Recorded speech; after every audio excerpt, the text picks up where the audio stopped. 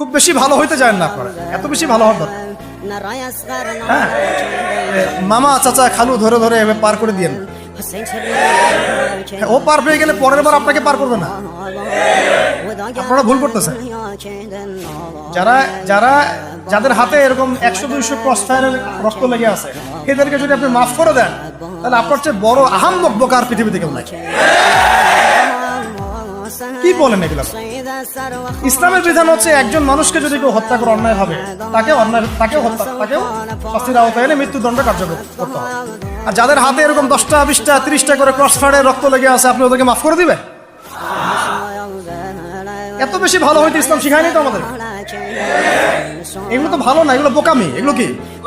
এগুলো তো ভালো না, এগুলো হচ্ছে কি বোকামি। ইসলাম শিখায় আমাদেরকে ডিপ্লোম্যাটিক হতে, ম্যাচিউরড হতে। সুবহানাল্লাহ।